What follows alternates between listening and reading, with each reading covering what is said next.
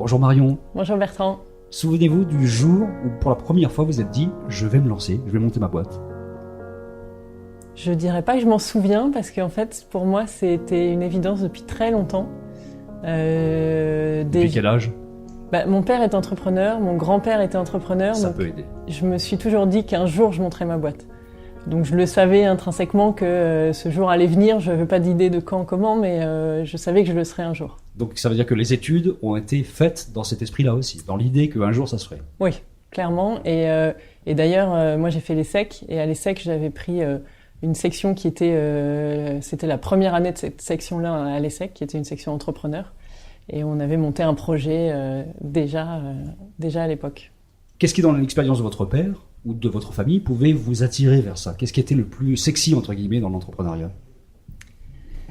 Je ne sais pas si j'y ai vu beaucoup de choses sexy, parce que j'ai tout le temps vu mon père bosser beaucoup, être très impliqué.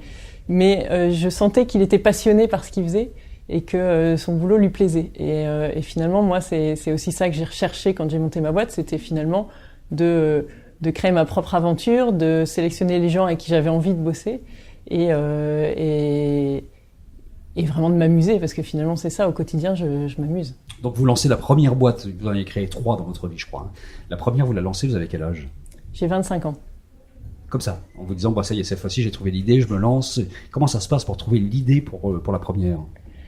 Moi j'ai eu la chance de très jeune commencer à travailler dans le web, et c'était les tout débuts du web, ce qui fait que être jeune, finalement, était un atout, parce que je me souviens, j'ai commencé en agence web, donc j'expliquais à des patrons de grandes entreprises qu'est-ce qu'ils devaient faire sur le web, et finalement, le fait d'avoir 23 ans toute mouillée, on m'écoutait, alors que c'était pas évident. Donc là, il y avait de la confiance qui s'est créée, vraiment. Il y avait la confiance, et puis j'ai vu que finalement, à 25 ans, j'étais légitime pour parler de ces sujets-là, donc donc j'ai passé 3 ans en agence web, et là j'ai vu un besoin. On passait beaucoup de temps sur la techno, le graphisme, et puis finalement on passait assez peu de temps sur le contenu, et c'est comme ça que j'ai eu l'idée finalement de ma première société, en me disant il faut mettre plus l'accent sur le contenu. Qu'est-ce que vous faites à ce moment-là ? Vous allez voir papa en lui disant ça y est, c'est mon tour, je me lance, est-ce que tu peux m'aider ? Est-ce qu'il vous donne des conseils ? Comment ça se passe ? Alors le premier que je vais voir, c'est plutôt Loïc Lemer, qui était mon ancien patron, puisque j'ai donné ma démission en lui disant je veux monter ma boîte et il va falloir que tu m'aides. Et évidemment, la deuxième étape, ça a été aussi d'aller voir mon père, parce qu'il a été tout au long, notamment de ma première aventure, de très bons conseils. Ça s'est un peu atténué avec le temps, parce que finalement on prend confiance et donc on sollicite un petit peu moins, mais il a toujours été à mes côtés. On rencontre beaucoup d'entrepreneurs qui prêchent dans le désert lorsqu'elles ont 22 ans, 25 ans, qu'elles veulent se lancer, parce que personne dans leur famille ne les croit. Vous avez eu cette chance-là, c'est une chance incroyable au départ. Ah oui, moi j'ai été totalement soutenue. Pas une demi-seconde où on m'a dit « est-ce que tu es sûr de toi ?» etc. Non, c'était une évidence. Ça a été facile, ou il y a eu quand même les difficultés traditionnelles de tous les entrepreneurs ? Alors, ça n'a pas été très compliqué au départ, parce que le premier modèle que j'ai créé, c'était une agence. Donc je suis partie avec 1 ou 2 clients qui étaient déjà acquis, donc le début a été finalement assez facile.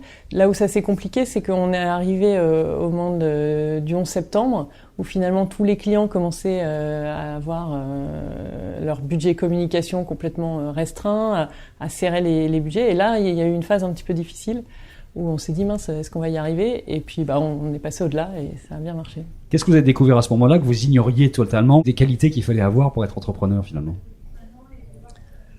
Alors je pense qu'il faut être extrêmement zen et absorber les chocs et rester relativement équilibré. On peut pas avoir de saute d'humeur vis-à-vis de son équipe, etc. Je trouve que c'est important d'être le rock qui est relativement malgré puissant. L'ascenseur émotionnel qui est l'entrepreneuriat. Voilà, c'est vraiment un yo-yo, mais il faut l'absorber et puis ressortir ça d'une manière assez régulière. Je pense qu'il faut avoir la santé aussi. On s'en rend pas compte, mais c'est un point extrêmement important, parce que c'est fatigant. On parle souvent de marathon. C'est vraiment ça, c'est-à-dire que ça peut prendre des dizaines et des dizaines d'années de monter une boîte et qu'elle réussisse, etc. Donc faut pas s'attendre.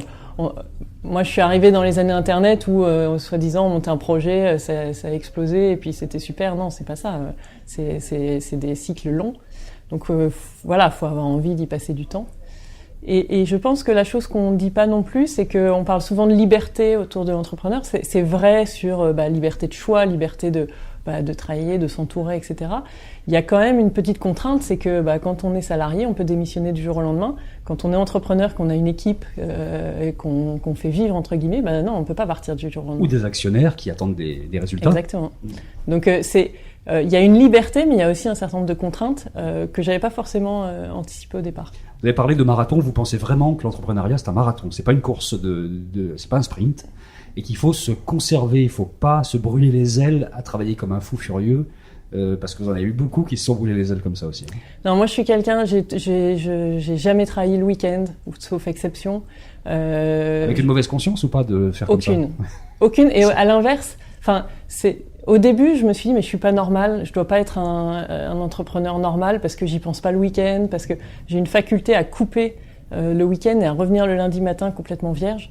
Et je me disais mince, ça doit pas être normal. Je voyais tous mes amis qui étaient là complètement j'ai eu une idée ce week-end. Non, moi mes idées, je les ai, elles arrivent comme ça pendant la semaine. Et donc je culpabilisais un petit peu de ça. Et un jour, je me suis rendu compte qu'en fait c'était une énorme force, que je me ressourçais le week-end, que je faisais autre chose et que ça me redonnait la faculté à travailler la semaine. Donc ça, c'est un vrai conseil que vous donneriez aux jeunes entrepreneurs, notamment, savoir compartimenter les choses et garder une vie privée, une vraie. Garder une vie privée, avoir un équilibre dans sa vie privée, c'est important aussi, d'avoir des gens sur qui on peut compter, s'appuyer, qui sont relativement stables. Je conseillerais pas forcément de monter sa boîte avec son conjoint, par exemple, parce que je pense que ça peut être dangereux, à la fois pour le couple et pour la santé financière du foyer. Il faut une certaine stabilité dans l'entourage pour pouvoir se lancer sereinement. Ça veut dire qu'il ne faut pas ramener les soucis à la maison. On ne parle pas du boulot à la maison, donc quand on a un problème, on ne partage pas ça avec sa famille. Très peu. Alors si, on partage évidemment quand il y a des gros moments de joie et de doute, etc., évidemment, mais il faut réussir à ne pas en parler tout le temps, parce que sinon ça bouffe complètement la vie au quotidien. Comment est-ce qu'on choisit ses associés? Vous avez eu plusieurs boîtes, vous avez eu des associés. Est-ce qu'on les choisit au feeling pur au départ, ou est-ce qu'on apprend à choisir ses associés à l'arrivée? Alors je pense que moi j'ai eu une chance incroyable, c'est que j'ai rencontré par hasard mes associés qui étaient en train de monter le même projet que moi. Et c'est un investisseur qui nous a fait nous rencontrer un peu par hasard. Et quand j'ai rencontré mes associés, on était d'une part extrêmement complémentaires, on s'est bien plu. Et en 3 semaines, on avait décidé de s'associer et ça s'est toujours très bien passé. Donc, je pense que il y a pas de règles. C'est vraiment des rencontres qui peuvent bien ou mal se passer. Ça aurait pu aussi mal se passer. Il se trouve qu'on s'entendait bien. C'est compliqué, mais je pense qu'avant tout, il faut miser sur la complémentarité. Parce que quand on est complémentaire et qu'on travaille pas sur les mêmes choses, on se bouffe moins les uns sur les autres. De ce qu'on entend depuis le début, il faut quand même avoir un peu la baraka, un peu de chance pour attirer la chance, quand même. Et vous avez eu de la chance, vous. J'ai eu énormément de chance et j'en ai toujours. Et ça se cultive. Enfin, vous avez peur de la perdre, en fait, parce que c'est quelque chose qui est tellement essentiel quand on monte des entreprises, ça, la chance aussi. La chance, c'est un tout. Il faut aussi savoir la saisir. Il faut identifier que là, peut-être. Donc, on parle de chance. Est-ce que c'est des opportunités qu'on a su saisir au bon moment? Est-ce que c'est effectivement quelque chose qui vous tombe du ciel? Bon. Il y a un peu des deux, je pense. Mais c'est important quand on monte une boîte. Quel est votre modèle, féminin ou masculin?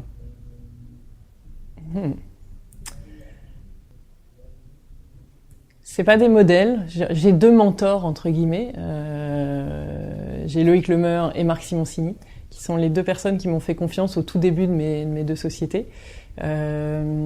Qui chacun dans leur style m'ont apporté des choses et m'ont poussé aussi à entreprendre.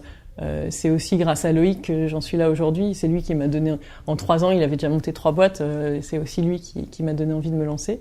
C'est plus des mentors que des modèles. Et enfin, quelle est votre motivation profonde à faire ça? Est-ce que c'est pour être en phase avec l'enfant, l'adolescente qui se disait de toute façon je monterai ma boîte, et que vous restez fidèle à ça finalement? Ouais, fidèle à une certaine idée de passion au bureau, de pas s'ennuyer, de s'éclater, de faire ce qu'on aime. C'est important. Et c'est pas décevant depuis toutes ces années? Vous êtes toujours dans la joie de vivre ça? Je fais référence à votre pub. Non, vraiment, je suis pas déçue parce que j'ai eu la chance de travailler sur des projets aussi qui sans cesse sont renouvelés. Là, sur Wicar, on est sur la mobilité. La mobilité de demain, elle sera complètement chamboulée. Donc c'est des sujets passionnants. On travaille sur des applications pour dématérialiser. On ouvre sa voiture avec son smartphone, etc. Donc non, je m'ennuie pas. Donc chaque jour, il y a vraiment quelque chose de nouveau qui vous fait venir avec un vrai plaisir. Ouais. Et le jour où j'aurai plus de plaisir à venir, je ne viendrai plus.